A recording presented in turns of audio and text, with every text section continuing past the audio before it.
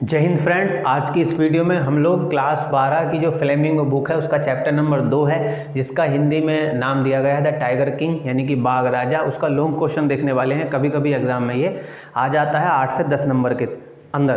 तो चलिए इसको समझने की कोशिश करते हैं। क्वेश्चन क्या है? क्वेश्चन है भैया कि द स्टोरी, ये जो कहानी है, इस माने है ए सटायर, एक तरह का व्यंग्य है। ऑन द कंसीट माने उन चीज़ों पर, ऑफ दोज माने उन लोगों की, इन पावर जो सत्ता में होते हैं। यानी कि ये जो कहानी है ये उन लोगों पर एक तरह का व्यंग्य है, उन लोगों पर कही जा रही है जो लोग पावर में होते हैं।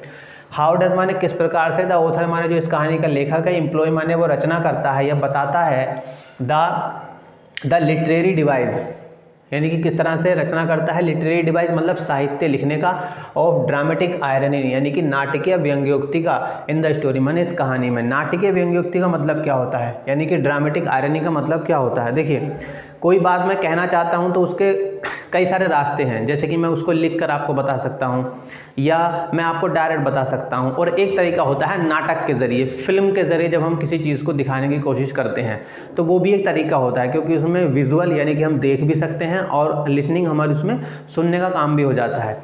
तो इस उसे ही बोलते हैं ड्रामेटिक आप उसको आयरनी बोल सकते हैं, यानी कि नाटक के जरिए किसी बात को पब्लिक को समझाना, दैट इज ड्रामेटिक आयरनी। तो कवि जो है वो अपने लिखने की रचना को नाटकीय व्यंग्योक्तियों में किस तरह से यूज़ करता है, किस तरह से हम तक उस बात को पहुंचाता है। कहने का मतलब सिर्फ इतना है कि भैया ये जो कहानी है ये उन लोगों के बारे में है जो लोग सत्ता में होते हुए अपनी सत्ता का गलत इस्तेमाल करते हैं। तो इस कहानी का जो लेखक है वो इस बात को समझाने के लिए नाटक के जरिए इस कहानी को कैसे हम तक पहुंचाता है।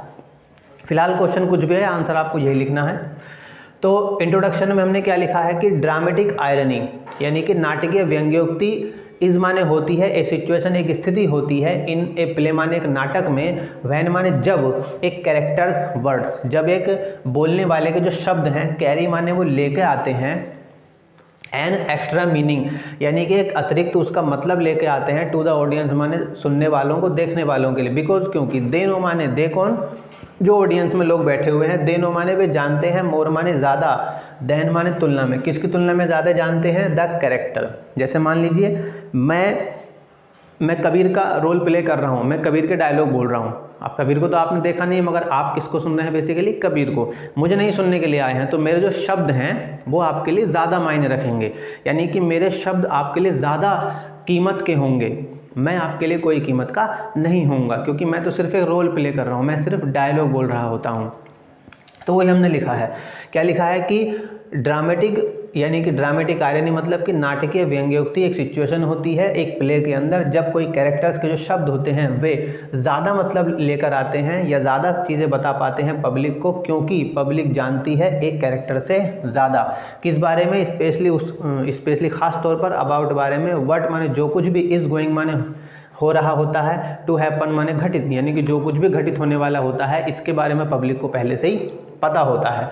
द ऑथर माने लेखक, एम्प्लॉयज माने यूज करता है, इट इसका या इसका बताता है, ऑन द टू कैरेक्टर्स यानी कि वो लेखक जो है इस चीज़ को दो लोगों के ऊपर इसकी जांच करता है, हु आर माने जो कि हैं, इन पावर माने सत्ता में, क्योंकि इस कहानी के अंदर, टाइगर किंग के अंदर, दो ही लोग ऐसे हैं जो सत्ता में हैं, जिनके पास बहुत ज़्यादा ताकत है, पावर है। तो वो उसकी किस तरह से गलत इस्तेमाल करते हैं वही हम यहाँ समझने वाले हैं। तो पहले नंबर पर कौन आता है? पहले नंबर पर आता है द महाराजा ऑफ प्रतिबंधपुरम के महाराजा। अब देखिए, महाराजा है वो, प्रतिबंधपुरम के राजा हैं। तो अब वो किस तरह से अपनी इस सत्ता का गलत इस्तेमाल कर रहे हैं, तो उनके बारे में हम लिख रहे हैं। क्या लिख रहे हैं? ही इज माने वो है, द हीरो माने नायक हैं, ऑफ द स्टोरी माने इस कहानी के। इस कहानी का नायक कौन है? महाराजा of Pratibandhpuram he is known माने उनको जाना जाता है, एज माने रूप में, किसके रूप में जाना जाता है? द टाइगर किंग यानी कि बाघ राजा के रूप में उन्हें जाना जाता है। द एस्ट्रोलॉजर्स माने ज्योतिषियों ने, प्रेडिकेटेड माने भविष्यवाणी करी थी, एट हिज बर्थ माने उनके जन्मदिन पर या उनके जन्म पर, दैट माने कि जब वो पैदा हुए थे महाराजा प्रतिबंधपुरम, तो जो ज्योतिषी थे उन्होंने क्या भविष्यवाणी करी थी कि भैया ही कौन? महाराजा यानी कि ये महाराजा प्रतिबंधपुरम वुड बी किल्ड माने इनको मार दिया जाएगा, ये वुड की पैसिव है, तो ही वुड बी किल्ड माने उनको मार दिया जाएगा, बाय ये टाइगर माने एक बाघ के द्वारा। जब महाराजा प्रतिबंधपुरम पैदा हुए थे तो ज्योतिषियों ने भविष्यवाणी करी थी, आपने कहानी पढ़ी होगी या सुनी होगी। तो उन्होंने कहा था ज्योतिषियों ने कि इसको किसी बाघ के द्वारा मार दिया जाएगा। सो इसलिए ही माने महाराजा, किल्ड माने उसने मार डाले, इसलिए महाराजा ने मार डाले। कितने? 99 बाघ मार डाले इन 10 ईयर्स माने 10 सालों के अंदर, इसलिए उसने 10 साल के अंदर 99 बाघ मार डाले। नाउ माने अब द प्रॉब्लम माने समस्या, वाज माने थी। अब जो समस्या थी वो क्या थी? अब समस्या ये थी कि हाउ माने किस प्रकार से द 100 टाइगर, 100वें बाघ को इज टू बी फाउंड माने पाया जाए, फाउंड एंड किल्ड और उसको मारा जाए। क्योंकि भविष्यवाणी के अनुसार अगर वो 99 बाघ भी मार देता है राजा तो कोई फर्क नहीं पड़ता, मगर 100वां बाघ जो है राजा को मार ही देगा। तो अब राजा को टोटल 100 बाघ मारने हैं, तो 99 तो मार चुका है। तो अब समस्या ये थी कि 100वें नंबर का जो बाघ है उसको कैसे पाया जाए और उसको कैसे मारा जाए। द महाराजा वाज इन्फॉर्म्ड, महाराजा को सूचना दी गई दैट की ए टाइगर यानी कि एक बाघ केम माने आया था। कहाँ आया है? टू ए विलेज माने एक गाँव में, विच माने जो कि, वाज था सिचुएटेड माने स्थित था, ऑन ए हिल साइड माने एक पहाड़ी पर। महाराजा को सूचना दी गई कि भाई हिल साइड यानी कि पहाड़ों पर एक गांव है जहां पर किसी बाघ के आने की सूचना मिली है। बट लेकिन क्या हुआ? दैट टाइगर माने वो बाघ कुड नॉट बी फाउंड, मगर उस बाघ को जो है ढूंढा नहीं जा सका। देन माने तब, जब बाघ को नहीं ढूंढा जा सका तो फिर क्या हुआ? द दीवान, जो महाराजा का दीवान था, मैनेज्ड माने उसने व्यवस्था करी, टू ब्रिंग माने लाने की, एन ओल्ड टाइगर माने एक बूढ़ा बाघ, कहाँ से? फ्रॉम माने से, the peoples park in Madras, Madras में जो पीपल्स पार्क है वहाँ से एक बूढ़े बाघ को लाने की व्यवस्था महाराजा के दीवान ने करी, क्योंकि 100वां बाघ नहीं मिल रहा था कहीं से भी। तो जब उसने व्यवस्था कर, देन माने तब द महाराजा ने टुक माने लिया, हिज माने अपना, एम माने लक्ष्य, एट माने पर, द बीस्ट माने जानवर पर, और फिर महाराजा ने अपना निशाना जो है उस जानवर पर लगाया। द टाइगर फैल, और वो बाघ जो था वो 100वें नंबर का जो बूढ़ा बाघ था, फैल माने वो गिर गया, इन ए क्रम्पल्ड हीप यानी कि बेहोशी में गिर गया, ये कह सकते हैं कि गोली की आवाज़ सुनकर जो है वो गिर गया। द महाराजा सेड, और महाराजा ने कहा, महाराजा ने क्या कहा? दैट की ही हैड किल्ड माने वो मार चुका था 100 टाइगर, 100 बाघ, और उसने वो चीख कर कहा कि मैंने जो है 100 बाघ मार दिए थे। बट लेकिन क्या हुआ था? द ओल्ड टाइगर, वो जो बूढ़ा बाघ था, वाज नॉट किल्ड, वो मरा नहीं था।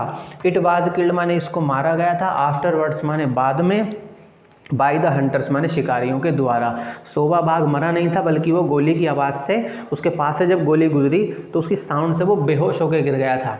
ठीक है, बाद में उसको महाराजा के शिकारियों द्वारा मारा गया था, यानी कि 100वां बाघ जो था वो महाराजा ने मारा नहीं था।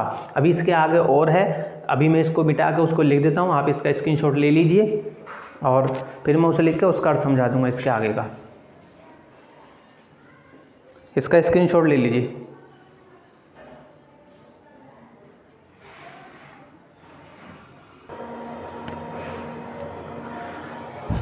तो जी ये मैंने उसके आगे का लिख दिया है, अभी जहाँ हमने ख़त्म किया था उसके आगे का अब मैं आपको अर्थ बता रहा हूँ। क्या हुआ?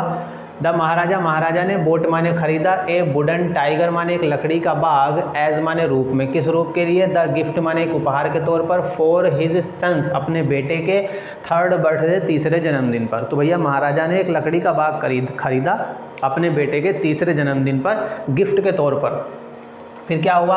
ए सिल्वर माने एक फांस, फ्रॉम माने से, फांस अभी समझते हैं, फांस चुभ जाती है, तो ए स्लीवर माने एक फांस, फ्रॉम माने से, द वुडन टाइगर माने इस लकड़ी के बाघ से, बिकॉज द काउज का मतलब होता है कारण बनी। ये 3 शब्दों का एक साथ अगर हम अर्थ देखेंगे तो कारण बनी किसका? ऑफ द डेथ माने मृत्यु का, ऑफ द महाराजा माने महाराजा की, और उस लकड़ी के बाघ की एक फांस जो है वही महाराजा की मृत्यु का कारण बनी। तो ये हुआ, यहाँ पे ख़त्म हुआ। तो हमने महाराजा के बारे में पढ़ लिया, उसने किस तरह से अपनी सत्ता का यूज़ किया। अब आता है दूसरा, द ब्रिटिश ऑफिसर, जो सरकारी अधिकारी था। तो ही वाज माने वो था ए हाई रैंकिंग ब्रिटिश ऑफिसर, वो एक ऊंचे पद का ब्रिटिश अधिकारी था। ही वाज माने वो भी था, इक्वली माने बिल्कुल समान, हिम माने उसके, किसके?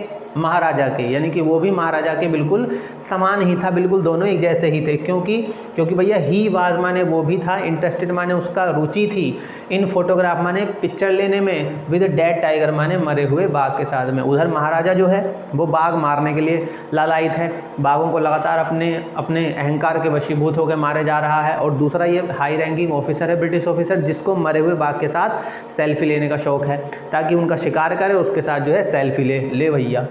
द महाराजा माने महाराजा ने क्या किया, रिफ्यूज माने मना कर दिया, हिम माने उसे, इसे किसे, ब्रिटिश ऑफिसर को मना कर दिया, टू हंट माने शिकार करने से, किसका, द टाइगर बाघ का, कहाँ, इन हिज स्टेट माने अपने राज्य में। अब देखो मामला खराब हो गया, फिर वो भी हाई रैंकिंग ऑफिसर था, महाराजा ने उसको मना कर दिया। अब मना कर दिया तो फिर भुगतना पड़ेगा, तो क्या भुगता, कंक्लूजन में, निष्कर्ष में निर्णय क्या निकला, द महाराजा ने ऑफर्ड माने दी, कितनी दी, 50 डायमंड रिंग। अब देखिए 50 डायमंड की रिंग, 50 डायमंड की रिंग दी सर, ये छोटी मोटी बात नहीं है। टू द वाइफ माने पत्नी को, ऑफ द ऑफिसर माने उस ऑफिसर की। और उसने, महाराजा ने जब ये उसको पता चला कि ऑफिसर नाराज़ हो गया है तो उसकी पत्नी को 50 डायमंड की रिंग भेजी थी, किसके लिए, टू से बचाने के लिए, हिज स्टेट माने अपने राज्य को, फ्रॉम बीइंग लॉस्ट माने खोए जाने से। क्यों, क्योंकि अगर ऐसा वो नहीं करता तो ये ब्रिटिश ऑफिसर ब्रिटिश सेना में जो है अपने उच्च अधिकारियों को बता देता और महाराजा को जो है प्रतिबंधपुरम से वो लोग हटा देते, क्योंकि उस समय अंग्रेज़ों का राज था, तो उसके लिए गए। तो महाराजा ने भैया यानी कि प्रस्ताव रखा 50 डायमंड की रिंग का उसकी पत्नी के लिए, ऑफिसर की, ताकि वो अपने राज्य को खोने से बचा सके। 10 माने इस प्रकार, ही मैनेज माने उसने व्यवस्था करी, टू रिटेन माने बचाने के लिए या सेव करने के लिए, हिज किंगडम माने अपने राज्य को, और इस प्रकार उसने अपने राज्य को बचाने के लिए ये व्यवस्था बनाई थी। तो इस पूरे लॉन्ग क्वेश्चन का मैंने आपको और समझा दिया है। अब आप इसका स्क्रीनशॉट ले लीजिए और इसको आप आसानी से लिख सकते हैं, और अगर कोई दिक्कत है तो नीचे मुझसे सवाल पूछ सकते हैं। व्हाट्सअप नंबर मैंने आपको दिया है इस वीडियो में, सिर्फ इतना ही, आप इसका स्क्रीनशॉट ले लीजिए।